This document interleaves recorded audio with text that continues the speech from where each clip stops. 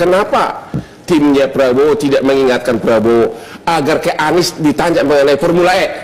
Ya, itulah agar ke Ganjar ditanya mengenai IKTP skandalnya. Itu kan kasus yang sangat menarik perhatian masyarakat. Kenapa itu nggak ditanyakan? Kenapa yang ditanya tentang polusi gitu? Saya melihat dari keluarga Pak Prabowo, saya bertemu dengan kedua orang kakaknya ya, dua orang kakak perempuan Pak Prabowo. Mereka mengatakan Pak Prabowo ini meskipun banyak disakiti oleh teman-teman seperjuangannya, dia tidak pernah bicara jelek kepada jenderal-jenderal yang dulu misalnya menghakimi dia, ya, yang mengadili dia.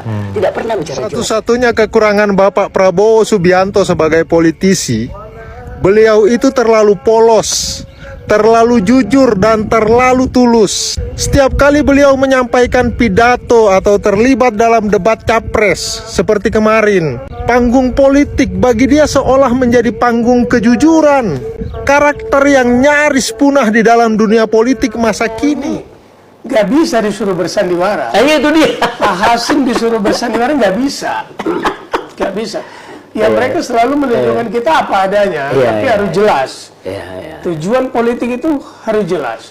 Jangan kamu ketika dibilang ini gelasnya putih bercahaya luar biasa, terus kita katakan karena kita punya kepentingan dengan orang yang bertanya, terus kita mendukung, oh iya Pak bercahaya luar biasa Pak gitu.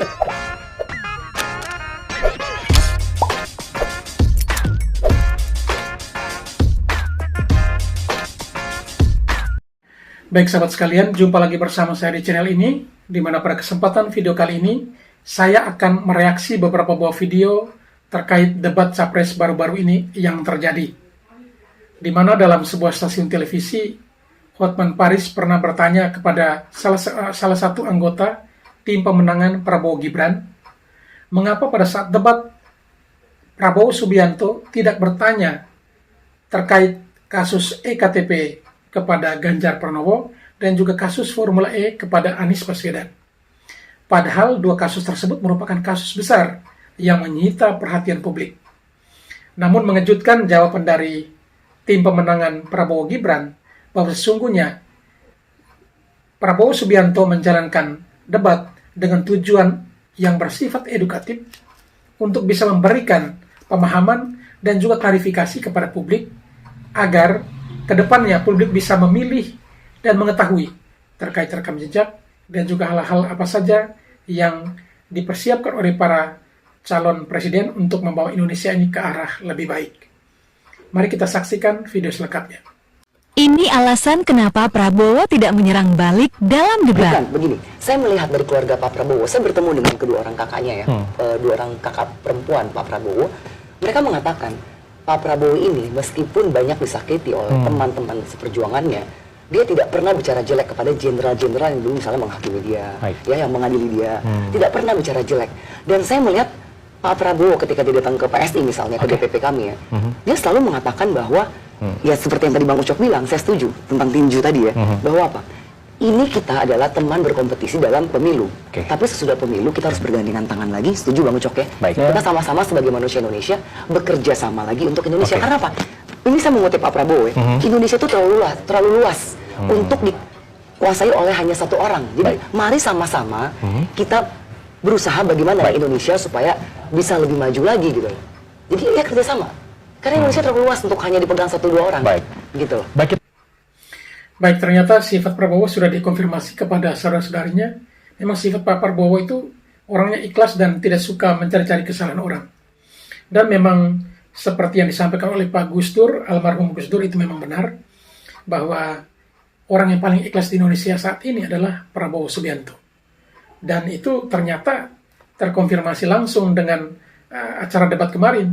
Walaupun ia tahu caranya bagaimana menyerang lawan, dan bahkan Anies yang ia besarkan di dalam jalur politik ketika ia mendukung dan menjadi gubernur DKI pun, ia tidak secara vulgar langsung menyerang secara pribadi, tetapi ia menjelaskan dan menyampaikan dengan cara yang elegan. Satu-satunya kekurangan Bapak Prabowo Subianto sebagai politisi, beliau itu terlalu polos, terlalu jujur dan terlalu tulus. Setiap kali beliau menyampaikan pidato atau terlibat dalam debat capres seperti kemarin, Panggung politik bagi dia seolah menjadi panggung kejujuran, karakter yang nyaris punah di dalam dunia politik masa kini. Bapak Prabowo tidak seperti politisi pada umumnya yang mahir menyusun narasi dan mengemas dirinya dalam lapisan-lapisan pencitraan politik. Dia adalah manusia terbuka yang tak mampu menyembunyikan esensi dirinya di balik tirai politik.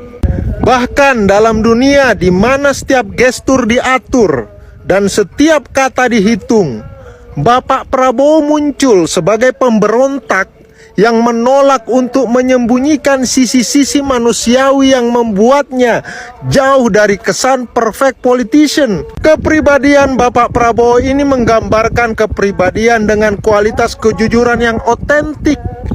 Kepribadian beliau adalah contoh yang langka dari segala jenis kepribadian yang sulit untuk disalahartikan.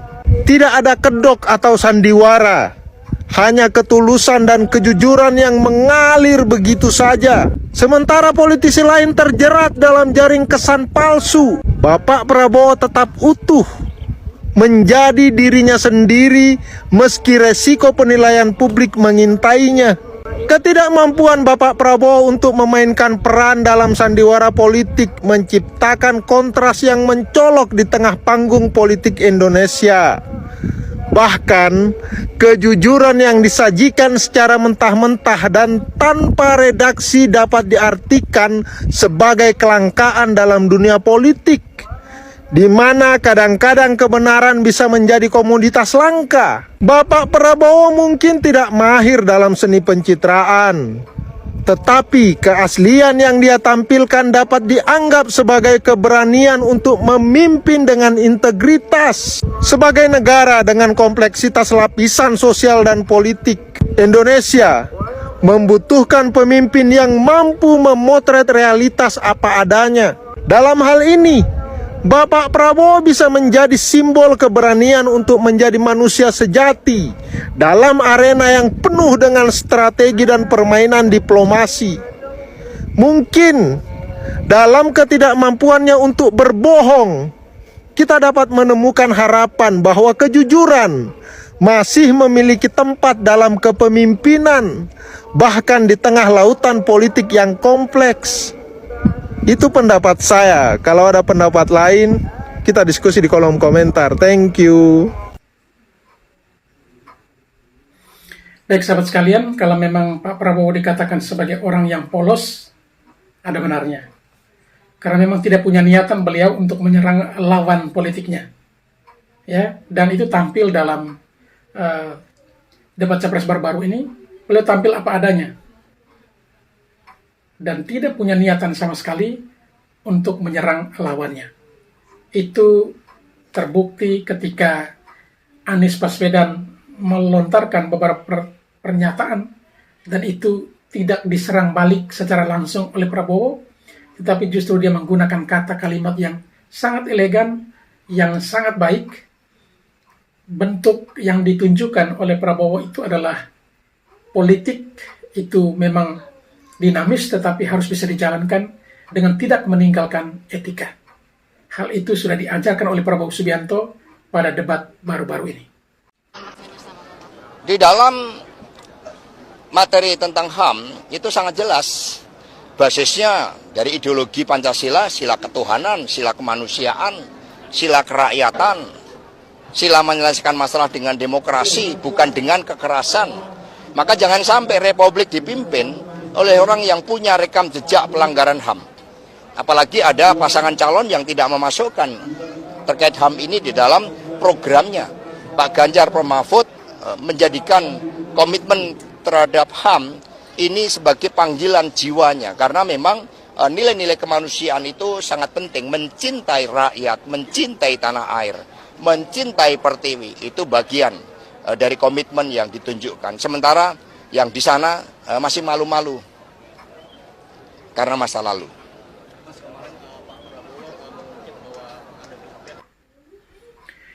Baik sahabat sekalian, PDI sepertinya menyerang Prabowo ya, dengan mengatakan jangan sampai republik ini dipimpin oleh orang yang memiliki jejak pelanggar HAM. Tetapi perlu kita tinjau kembali juga soal pelanggaran HAM atau isu pelanggaran HAM yang menjadi langganan setiap 5 tahun sekali untuk menyerang Prabowo Subianto. Padahal pernah Megawati menggandeng Prabowo menjadi cawapresnya. Waktu itu bersaing dengan SBY dan pada akhirnya SBY memenangkan Pilpres kala itu. Pada saat Mega Prabowo, ini paket Mega Prabowo maju, isu pelanggaran HAM itu sepertinya tidak pernah disampaikan atau dilontarkan oleh elit dari PDI Perjuangan. Bahkan ketumnya sendiri Megawati menggandeng Prabowo untuk menjadi cawapresnya. Kalau benar Prabowo Subianto itu pelanggar HAM, ya kenapa saat itu PDI Perjuangan mau menggandeng Prabowo untuk menjadi cawapres?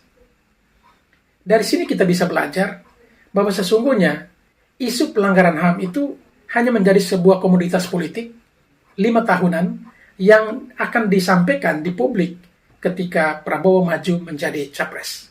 Dan itu bukan baru kali ini, tapi sudah sering. Sehingga kalau ada yang mengatakan bahwa ya Prabowo itu pelanggar HAM, buktinya sampai sekarang tidak tercatat bukti itu dan tidak pernah satu orang pun berani untuk memproses Prabowo Subianto ini sebagai pelanggar HAM. Dan bahkan partai yang getol sekali menyerang Prabowo dengan isu HAM ini, justru ketum partainya sendiri pernah meminta dan bergandengan tangan dengan Prabowo untuk maju dalam konsultasi Pilpres kala itu. Kalau benar pelanggar HAM, kenapa PDIP mau menggandeng Gerindra kala itu di mana memasangkan Megawati dan juga Prabowo untuk maju dalam Pilpres? Ini ada apa sebenarnya? Halo kawan, aku salut dengan Pak Prabowo dengan waktu debat kemarin ya, dengan para kandidatnya, 2 orang kandidatnya, Anies dan Ganjar. Pak Prabowo itu tidak berbelit-belit ya, jawabannya selalu mengena. Dia tak munafik, apa adanya itu yang dia jawab. Nggak kayak Anies sama Ganjar. Kalau mereka boleh jujur, kebanyakan yang retorika aja. Aktualnya mereka tuh nggak pernah mengerjakan hal seperti itu, nggak mampu mengerja. Kenapa? Mereka itu petugas partai, bukan pemimpin partai, tapi petugas. Anies dan Ganjar itu petugas partai, tidak mungkin jadi presiden sepenuhnya, tidak mungkin bisa. Karena yang akan memutuskan semuanya itu adalah ketua partai yang mendukung mereka. Sedangkan Prabowo, dia seorang ketua partai dan Benar sekali ya. Kalau 2 calon atau 2 capres lainnya itu adalah petugas partai karena sama-sama diusung oleh partai dan mereka bukan ketum partai. Tapi kalau Prabowo Subianto ya dia sendiri yang ketum partainya. Sehingga ketika terpilih menjadi presiden nanti dia tidak akan diintervensi oleh ketum partainya untuk menentukan sikap entah itu menteri ataupun juga pembangunan dan hal-hal lainnya. Kalau kita pengalaman yang terakhir ya, seperti kita lihat Presiden Jokowi, karena dia adalah petugas partai ya, ada beberapa program atau proyek nasional yang tidak bisa dijalankan. Termasuk salah satunya adalah pembangunan bandara di Buleleng Bali. Itu kan penolakan dilakukan oleh ketum partainya sendiri. Sehingga nyata dan jelas bahwa jika capres itu adalah seorang petugas partai, akan sangat sulit hak prerogatifnya itu tidak diintervensi oleh ketum partainya. Namun enaknya kalau Prabowo, dia adalah presiden, dia adalah ketum partainya, sehingga lebih enak dan lebih fleksibel dalam menjalankan tugas pemerintahannya. Kali tiap 5 tahun kalau polling saya naik, ditanya lagi soal itu. Oke, siap Pak Prabowo. Sumpah kula merinding dengar jawaban panjenengan yang upeh. Jos sampean pokoknya. Nggih, dulur-dulur kabeh, bolo-bolo, rombongan wong tulus, rombongan mendo, wis ayo saiki padha sadar. Aja percaya maneh karo isu-isu HAM. Ora neng buktine kuwi, bolo. Wis ta lah. Pak Prabowo meng korban fitnah. Alah, kuwi lek memang terbukti nyapa kok gak diusut ket biyen kok enggak di permasalahane ket zamane pemimpin-pemimpin saurunge sing nyerang dhek iki. Ora neng buktine lur, wis ora usah percaya. Ayo saiki bareng-bareng padha pilih Pak Prabowo karo Mas Gibran menangkan pemilu 2024 Prabowo presiden awak dhewe wong tulus. Prabowo ini nggak bisa disuruh bersandiwara. Itu dia. Pak Hasim disuruh bersandiwara nggak bisa, nggak bisa. Ya mereka selalu menunjukkan kita apa adanya, tapi harus jelas. Tujuan politik itu harus jelas. Jangan kamu ketika dibilang ini gelasnya putih bercahaya luar biasa, terus kita katakan karena kita punya kepentingan dengan orang yang bertanya, terus kita mendukung. Oh iya Pak, bercahaya luar biasa Pak. Gitu. Warnanya juga putih. Ini yang menjadi budaya politik hari ini. Tapi di kita selalu diajarkan itu. Kemudian kita selalu diajarkan walaupun susah, sulit kadang-kala batin kita menerima, kita tidak membalas kejahatan orang. Gitu. Kita tidak membalas kejahatan orang. Ada sebuah pesan yang beliau berikan. Anda harus berbaik hati memaafkan dia yang kamu tahu berkhianat, mencundangi kamu, menjahati kamu. Tapi kamu harus tidak menjadi bodoh, orang bodoh yang melupakan kejahatannya.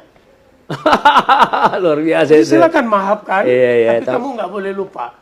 Tapi tetap kamu anggap dia sebagai kawan. Ini kan tidak semua orang mampu. Dan kami berulang kali ditekankan. Itu pengalaman saya ketika saya minta beliau menjadi mentor, menjadi pemberi materi untuk disertasi S3 saya. Karena saya membahas sebuah teori yang diluncurkan 3.000 tahun yang lalu, yaitu teori Astabrata. Saya mewawancarai 18 tokoh, termasuk mantan-mantan menteri pendidikan, sekelas dirjen, profesor, dan sebagainya. Kemudian saya minta waktu ke beliau di Hambalang, 2 jam saya diberi waktu. Itu bahkan beliau tanya, kenapa judulnya tentang seseorang? Karena Astabrata itu komparasi seorang tokoh atau pemimpin yang berkarakter pemarah. Pada saat itu kita ada objek yang kita bahas. Jadi karakter si A dalam perspektif teori Astabrata. Delapan karakter pemimpin, sifat yang dari alam bawah dan alam atas. Setelah selesai beliau memberi wejangan, dan kemudian di antara 18 tokoh yang wawancarai, termasuk mantan menteri pendidikan yang ngerti tentang teori makna Astabrata itu hanya beliau. Hanya beliau. Luar biasa ya. Dan di Republik ini ada 2 orang yang hafal itu, yang mengerti, menghayati, melakukan. Soeharto dan beliau. Karena saya melihat makna Astabrata menurut Pak Harto, saya dapat referensi. Jadi ketika selesai beliau bilang, kenapa kamu ambil objeknya orang ini? Kamu masukkan beliau sebagai salah satu contoh yang sama seperti Rahwana. Saya nggak usah sebutkan orangnya. Gitu. Karena ada perbandingan yang saya buat di sana, Rahwana, Wibisana, Rama, bagaimana karakter orang ini, bagaimana pesannya, hanya beliau.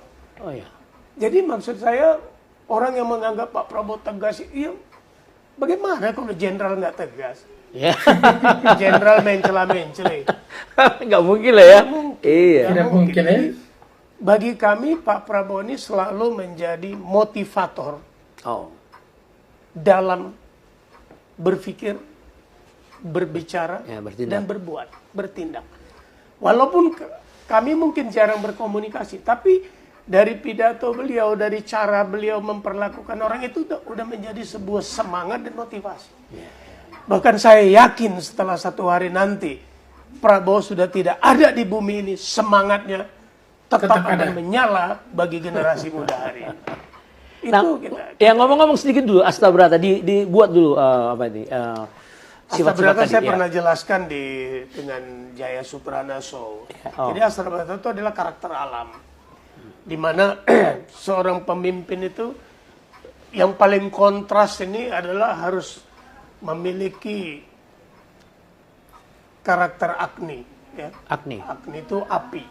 Nah, api di sana nggak bisa kita konotasikan dia, kita konotasikan dia dalam konteks negatif.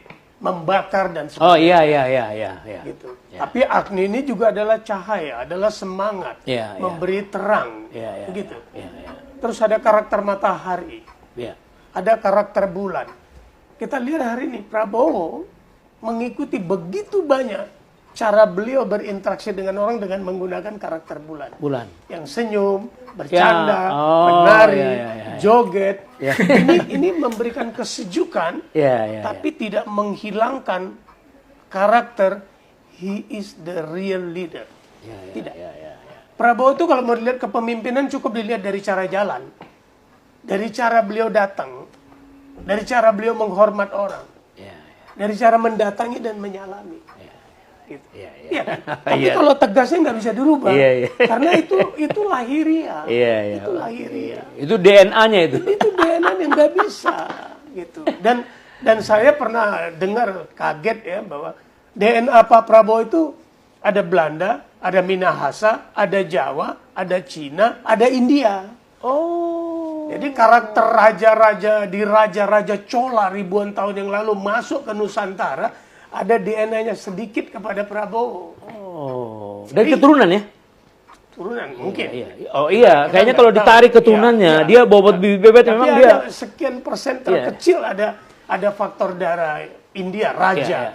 Kalau melihat itu berarti raja di raja Chola itu adalah karakternya memang dia jalan aja orang hormat.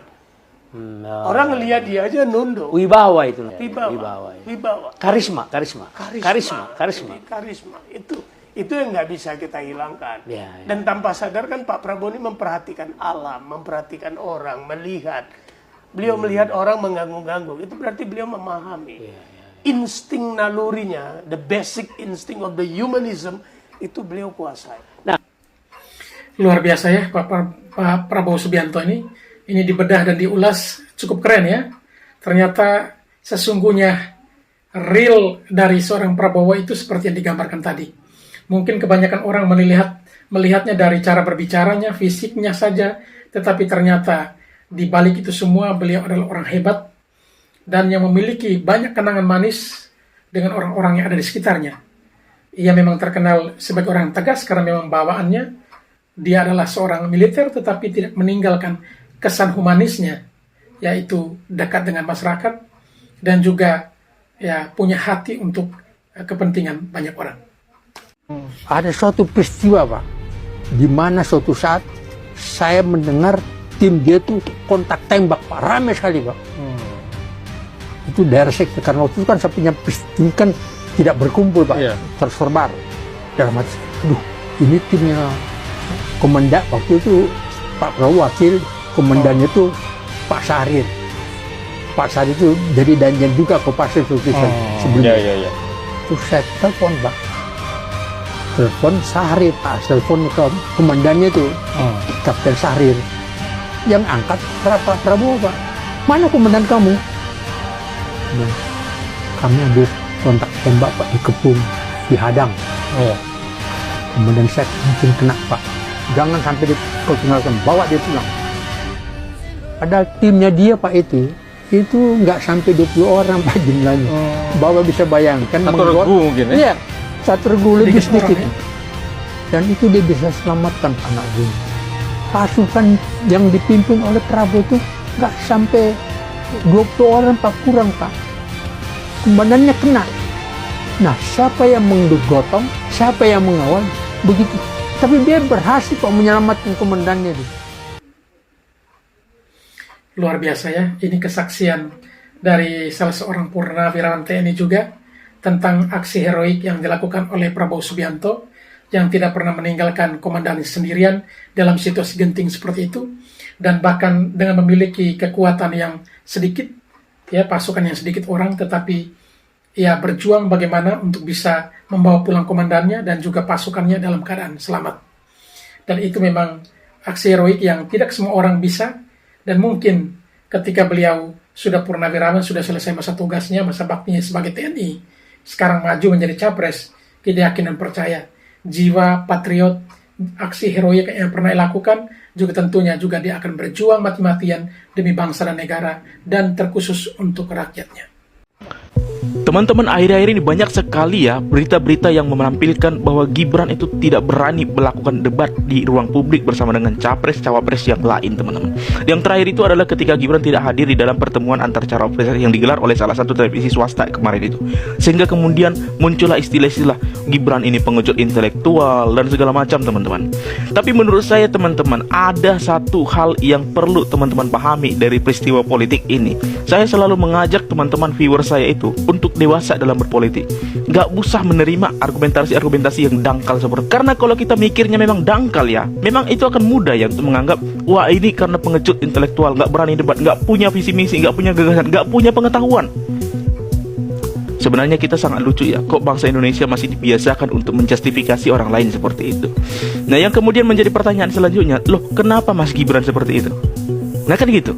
Kalau saya menilai, teman-teman, kalau saya berpikir lebih dalam ya, apakah sebenarnya urgensinya Gibran menolak debat kalau alasannya adalah takut debat? Gak ada, teman-teman. Kalau dia memang takut debat, gak harus dia menolak debat itu. Enggak. Karena apa? Karena debat itu adalah perang gagasan, bukan perang data. Ya kan? Kalau perang data, oke lah, orang bisa salah benar gitu. Tapi kalau perang gagasan, kesalahan yang dilakukan oleh, yang diucapkan oleh misalnya Pak Prabowo atau Mas Gibran atau Pak Anies Muhaimin atau Pak Ganjar, Pak Mahfud, kan bisa di counter oleh TKN-nya masing-masing. Jadi sebenarnya nggak ada urgensinya Gibran itu takut debat. Jadi menurut saya alasan itu tidak masuk akal. Nah, tetapi yang terjadi hari ini menurut saya adalah Gibran sedang memanfaatkan isu politik itu. Untuk apa? Orang-orang karena memang tidak pernah melihat Mas Gibran misalnya debat dengan cawapres yang lain, tentu akan penasaran dong tanggal 12. Penasaran lah, baik yang suka ataupun yang tidak suka dengan Mas Gibran pasti akan penasaran dan ingin tahu kualitas Gibran itu seperti apa. Karena itu maka tentunya perhatian publik kepada Gibran di dalam debat nanti akan semakin besar. Karena apa? Satu adalah orang-orang yang tidak suka dengan Gibran. Dua adalah orang-orang yang senang dengan Gibran. Tiga adalah orang-orang yang goyang. Wah, kok Mas Gibran memang benar-benar pengecut intelektual atau gimana nih? Nah, itu semuanya akan menatap Gibran di tanggal 12. Itu strategi politik. Dan ketika misalnya dia menimbulkan kejutan, itu akan lebih mudah untuk merasuk ke dalam jiwa masyarakat daripada sekedar orang-orang yang pecicilan ya di gedung-gedung kampus, di pertemuan-pertemuan dan yang lain segala macam itu. Karena mereka sudah biasa. Saya udah bosan lah dengan Pak Anies dengan segala kata-katanya, dengan Pak Ganjar, dengan Pak Mahfud dan segala macam itu. Tapi Mas Gibran kan belum dengar saya. Saya aja penasaran ini besok gimana nih. Kira-kira terjawab sudah yang teriak-teriak ijazah Bapak Jokowi palsu. Dari mana jawabannya? Ya dari adik-adik BEM UGM sendiri ini yang mengatakan Bapak Jokowi alumnus UGM. Benar tidak? Jadi Bapak Jokowi nggak perlu melakukan pembelaan, teriak-teriak, dihina, dicaci maki, kata ijazahnya palsu. Akhirnya terjawab. Ya, Allah itu bersama orang-orang yang baik dan tulus. Apalagi Pak Jokowi ini tulus untuk rakyatnya. Untuk Indonesia ini. Jadi Allah ini memberikan jawaban lewat orang-orang yang menyebarkan fitnah. Anda ingin menjatuhkan, kalian ingin menjatuhkan Bapak Jokowi. Pak Jokowi pun saat itu juga langsung diangkat, ditunjukkan kepada semua orang bahwa ijazah beliau asli, bukannya palsu. Paham itu? Senjata makan Tuhan. Hai adik-adik BEM UGM. Baik, ini pernyataan netizen ini keren ya. Bahwa dengan cara Jokowi diberi kritik oleh BEM UGM dan bahkan ketua UGM menobatkan Presiden Jokowi sebagai alumni UGM yang paling menjijikan dan memalukan. Ternyata ada hikmah di balik itu semua. Hikmahnya apa? Yang selama ini terjadi adalah Jokowi sering disebut sebagai pemilik ijazah palsu. Dan bahkan tak tanggung-tanggung orang memproses pelaporan terkait dengan ijazah palsu Jokowi ini berkali-kali dan bahkan ada yang sudah menelan korban dan dibui saat ini. Namun tidak kapok-kapok juga ada segelintir orang terus melakukan aksi, berjuang bagaimana caranya untuk menjatuhkan Jokowi dengan satu hal yaitu ijazah palsu. Tetapi memang strategi Jokowi juga luar biasa. Ia tidak mengklarifikasi secara langsung, tidak pernah mempersoalkan itu semua, tetapi dalam diamnya dia bekerja dan terus bekerja. Pada akhirnya seorang anak kecil, yaitu Ketua BEM UI yang bernama Gibran Muhammad Nur, secara tidak langsung telah membuka dan menyatakan kepada publik bahwa Jokowi adalah seorang alumni UGM yang dikatakan alumni pasti tentu memiliki ijazah. Dan ini disampaikan oleh Ketua BEM UGM. Berarti ya, Jokowi itu benar kuliah di UGM dan sampai selesai dan memiliki ijazah. Namun masih banyak orang atau pihak yang berpikir bahwa Jokowi tidak memiliki ijazah atau ijazah yang ada itu palsu. Dan ini memang sungguh luar biasa dan ya jalan Tuhan bahwa tanpa memberikan klarifikasi capek-capek, terkuak sendiri bahwa Jokowi adalah alumni UGM. Dan hal tersebut dinyatakan atau disampaikan oleh seseorang yang punya niat untuk memberikan kritikan. Ternyata kritikan tersebut justru membuka sesuatu yang menjadi rahasia selama ini. Seperti kita ketahui bahwa Gibran Muhammad Nur ini merupakan salah seorang anak yang mendapatkan beasiswa dari Rumah Kepemimpinan PKS. Artinya dia adalah pihak oposisi yang punya tujuan tentunya untuk menyerang Jokowi secara pribadi. Tetapi sangat disayangkan, serangannya tersebut ibarat senjata makan tuan. Serangan dilakukan secara tidak langsung mengklarifikasi bahwa Jokowi adalah alumni UGM, berarti Jokowi lulus dari UGM dan memiliki ijazah asli. Pernah satu mobil saya sama beliau, bilang Pak Iwan, saya ini juga tua, umur saya sudah 72. Kalau saya diberikan rezeki dari doa Allah tahun depan itu jadi presiden, umur sudah 73, 5 tahunnya 70 sudah tua, dia bilang. Tapi saya ingin diberikan kesempatan oleh Yang Maha Kuasa atau dukungan rakyat, ingin memberikan yang saya punya untuk negara Indonesia. Saya semua sudah punya. Artinya istri kan juga sudah pisah tapi berbaik kan. Anak sudah dengan kehidupan sendiri. Kemudian dia materi punya. Tempat juga, tempat pelatihan di Hambalang itu hampir 400 hektar, 200 kan. Ini akan saya berikan untuk pendidikan. Saya terenyuh gitu. Untuk apa saya nanti tidak dibawa mati semua yang saya punya. Ingin saya dibalut nanti oleh merah putih ya, peti jenazah saya untuk dimasukkan ke liang lahat itu. Luar biasa, saya mau nangis dengarnya gitu. Baik sahabat sekalian, itulah kesaksian dari Iwan Bule, mantan ketua PSSI dan juga seorang purnawirawan terkait pernyataan dari Prabowo bahwa usianya sudah 73 tahun, jika Tuhan beri kesempatan memimpin bangsa ini, maka 5 tahun menjadi 78. Ini usia yang sudah tidak muda lagi, dan dia berharap kiranya Tuhan memberikan kesempatan untuk ia mengabdi.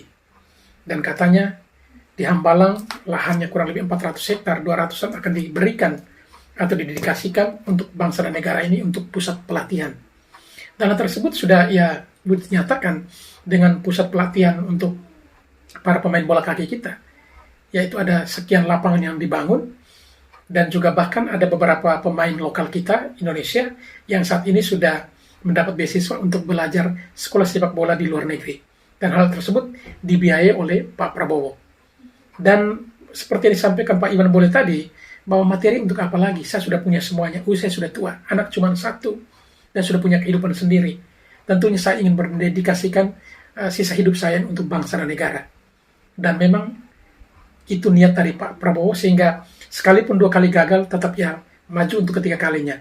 Ia berharap bukan ambisi untuk mendapatkan kekuasaan, tetapi ambisi yang miliki adalah ambisi untuk bisa menjadi berguna bagi bangsa dan negara ini, sehingga kelak ketika ia sudah tidak ada, namanya tetap tercatat sebagai orang yang ya dalam hidupnya pernah membela bangsa dan negara sebagai TNI, tetapi juga memimpin bangsa ini dan membawa ke arah perubahan yang lebih baik dan mendedikasikan kehidupannya bahkan materinya untuk kepentingan bangsa dan negara.